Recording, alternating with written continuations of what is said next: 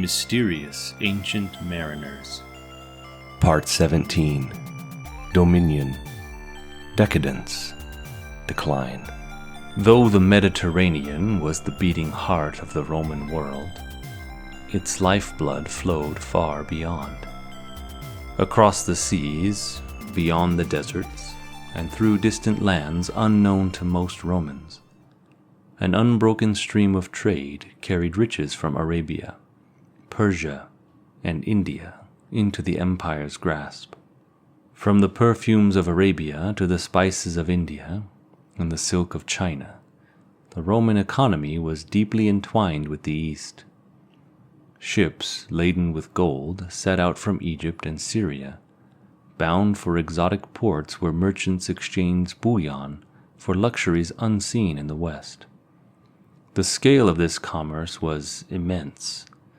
By the reign of Augustus, over 100 Roman merchant ships set sail each year for the East, braving the vast Indian Ocean to bring back treasures that the Roman elite craved. The Romans were hardly alone in recognizing the value of these exchanges. The great eastern ports welcomed the Romans as honored guests. Rome's fascination with the East was not limited to trade alone.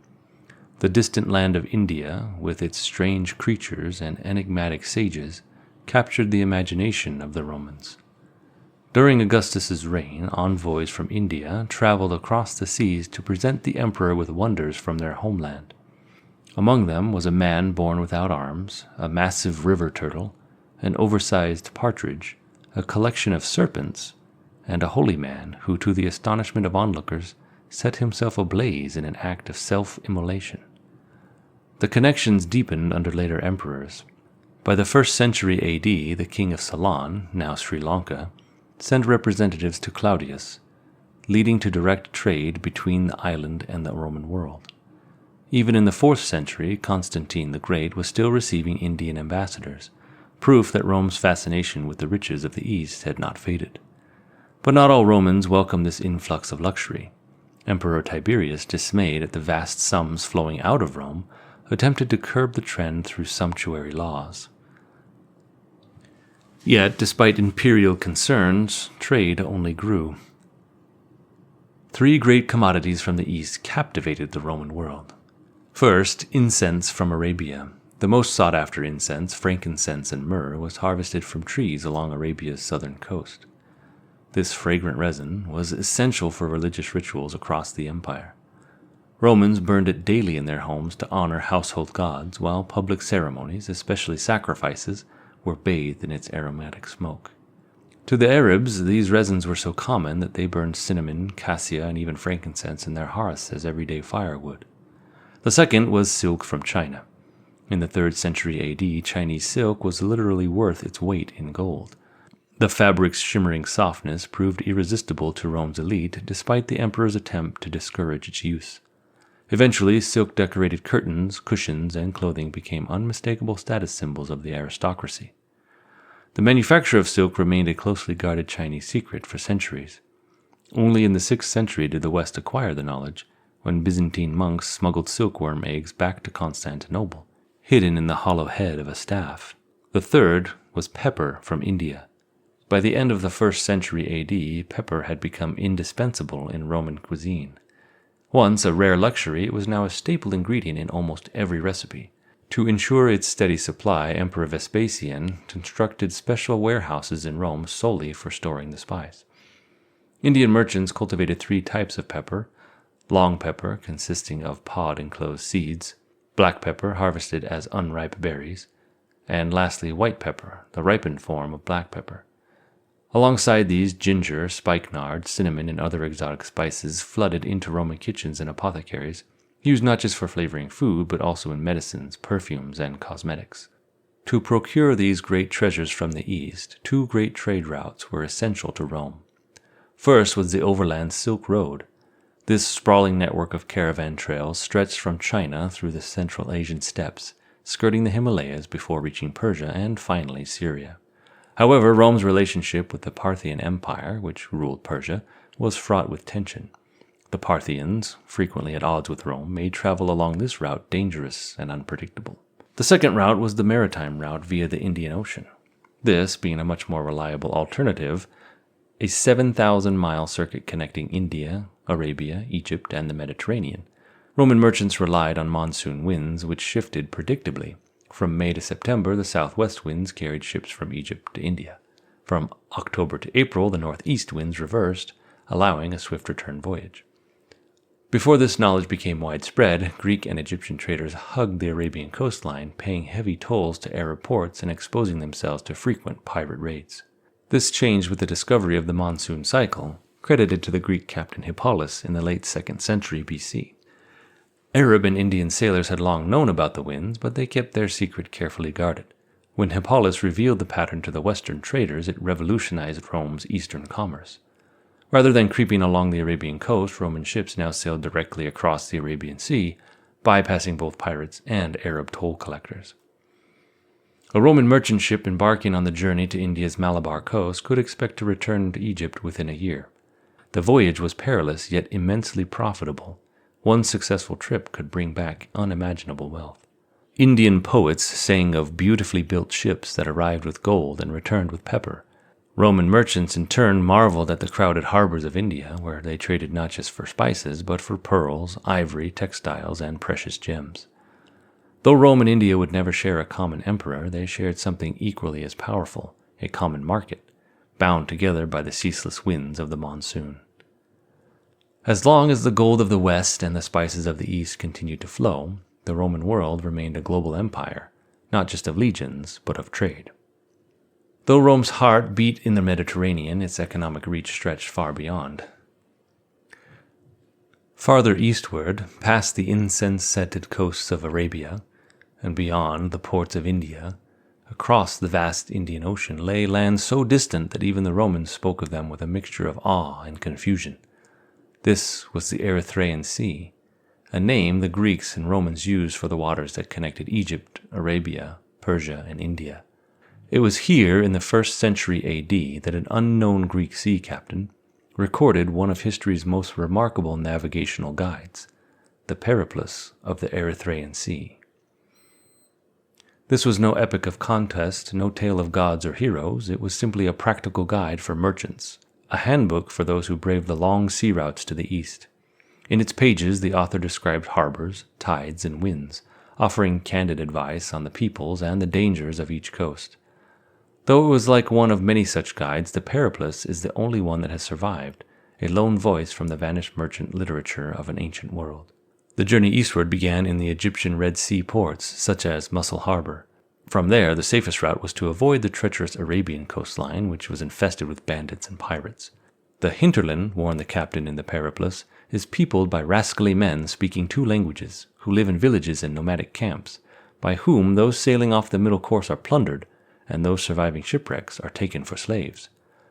The coast itself was inhospitable, devoid of harbors, with foul anchorages, jagged reefs, and violent breakers. Any ship forced too close to shore risked destruction. So the merchant captains followed the wisdom of experience. They stayed in deep water and sailed as fast as possible past these treacherous shores. But just beyond these dangers, the tone of the Periplus changed. Rounding the southern coast of Arabia, the landscape became gentler, and the captain described the port of Musa, where Arabian merchants flourished under the rule of a distant king.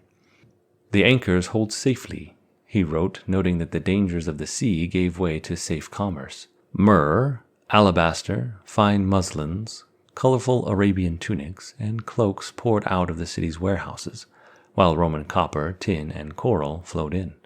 Beyond Musa, ships reached the Hadramaut, the legendary land of incense. Here, the frankincense trees grew in cloud-wrapped mountains, their sap gathered by punished criminals and royal slaves. The air thick with fragrant smoke, but the work was deadly. Disease and starvation claimed the lives of many who toiled in the groves. Sailing past the Persian Gulf, a no-man's land where savage islanders clothed themselves in palm leaves, Roman traders followed the open sea route of Hippolus, directly across the Indian Ocean. They arrived at Berigazza, a major Indian port near the mouth of the Narbada River. Yet reaching it was no simple task. The Periplus warned of the raging tide that swept through the river during the new moon. If you begin the entrance at the movement when the waters are still, on the instant there is borne to you at the mouth of the river a noise like the cries of an army heard from afar, and very soon the sea itself comes rushing in over the shoals with a coarse roar. Despite these treacherous waters, Berrigaza was an incomparable prize. Here Roman silver, coral, and glass were exchanged for ivory, rice, cotton, and even Chinese silk. Diplomacy was also part of the trade. Roman merchants often presented the local king with extravagant gifts, silver dishes, concubines for the harem, and singing boys to entertain the court. The great harbor of Musurus, the epicenter of the pepper trade, was filled with Arabian and Greek ships. The city even had a Roman temple, a sign of how deeply entwined Rome and India had become. Local poets described the Yavanas, the fierce-eyed western mercenaries who guarded the city gates. Here, wide-beamed Roman merchantmen took their final cargoes: spices, pearls, tortoise-shells, and jewels. With their hulls packed, they turned westward, waiting for the seasonal monsoon to carry them back across the Indian Ocean. Beyond Malabar, the periplus grew uncertain. The captain noted pearl fisheries worked by condemned criminals at the tip of India. He spoke of Ceylon, famed for muslin and gemstones. But the eastern coast of India, he claimed, was home to cannibals, the horse faces and long faces, monstrous people of legend. He wrote of Chrysi, the Golden Land, which may have been the Malay Peninsula, and a land even farther beyond, one that produced silk, whose people were peaceful and flat-faced. The regions beyond these places, he wrote in the Periplus, are either difficult of access because of their excessive winters and great cold, or else cannot be sought out because of some divine influence of the gods. Here the Periplus ended. But the story of Rome's journey east did not stop there. As the 2nd century AD progressed, knowledge of India and its lands beyond continued to grow. In 160 AD, a Greek mariner named Alexander went further than any Western trader before him. He crossed the Bay of Bengal, passed through the Malacca Straits, and reached China's borders. Here, two great empires of the ancient world met. The Emperor Huan Qi received Alexander's party, but was unimpressed by their gifts of ivory, tortoiseshell, and rhinoceros horn. The Chinese, who had traded with India for centuries, had seen such good before. The Westerners, as the Chinese called the Romans, were known for their honesty and became valued trading partners. From that moment until the decline of Rome in the 3rd century, a handful of daring merchants continued to brave the unknown, venturing across the vast seas to China itself. For a brief moment in history, the two greatest empires of their time were linked by trade. Rome's empire may have been bound by its roads and legions, but its economy was shaped by the sea routes that led east. The world was connected by merchants, by sailors, and by the shifting winds of monsoons. The journey was long, the risks were high, the destinations were unknown, their people foreign, their customs strange, but still the ships set sail, their cargo holds packed, their sails full of wind, bound for a world that for all its distance had become Rome's true frontier. For centuries, Rome had drunk deeply from the well of international trade, indulging in the luxuries of the known world. Incense burned on temple altars, and perfumed oils anointed noblewomen's skin, and pearls from India, coveted by the elite, clinked together as they adorned fingers, ears, and even the gilded sandals of patrician ladies. Pliny the Elder lamented this obsession with excess, disgusted at the ostentation of aristocratic women, who draped themselves in alternating layers of emeralds and pearls. Worse still, he warned, this taste for extravagance was no longer confined to the upper classes. Rome's wealth and power had once been built on discipline, but prosperity softened its resolve. By the 2nd century AD, despite brief revivals under emperors like Vespasian, decadence and instability eroded the empire from within. The assassination of Commodus in 192 AD ushered in a century of chaos, where military usurpers and political intrigue dominated the throne. In a span of 50 years, Rome saw 26 emperors, only one of them who died a natural death. As Rome's grip weakened, so too did its economic might. Heavy taxation stifled commerce, the coinage was debased, reducing its value. The once thriving merchant fleets suffered under imperial control, sapping shipowners of any incentive to maintain their vessels. The navy, which had once ruled Mare Nostrum, fell into decay. Yet the final blow did not come from the sea. Instead, the hammer fell from the north. By the 4th century, barbarian invasions swept across Europe, and Rome, once impregnable, was sacked twice in the following century. The empire fractured. The western half collapsed under the weight of the Germanic conquest, while the eastern portion endured. In Constantinople, the new capital built by Emperor Constantine, the last vestiges of Roman power regrouped. By the 6th century, a fleet of war galleys once again took to the waves, determined to preserve what remained of imperial supremacy. But these ships no longer belonged to Roman sailors. Instead, the empire that survived, the Byzantine Empire, was Greek in culture, language, and identity. Its seafarers, descendants of the same people who had once dominated the Aegean, now wielded the terrifying power of Greek fire, a weapon that turned enemy ships into infernos. Thus history had come full circle. The Romans, for all their might, had never truly embraced the sea as their own. Their empire had ruled the Mediterranean, but their gaze had always been fixed inward, on legions, on roads, on conquest by land.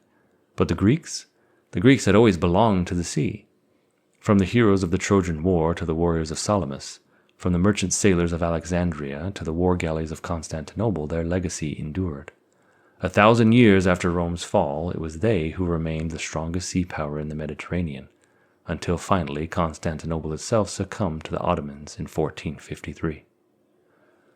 The history of Rome's maritime world was one of conquest, commerce, expansion, extravagance, and decline. The empire had built its dominion through war, secured it through trade, and lost it through excess. From the grain fleets of Egypt to the treasure ships of India, from the war galleys of Actium to the merchantmen braving the monsoons, Rome's power had long been tied to the sea. But unlike the Greeks or the Phoenicians before them, the Romans never had fully embraced the waters they ruled.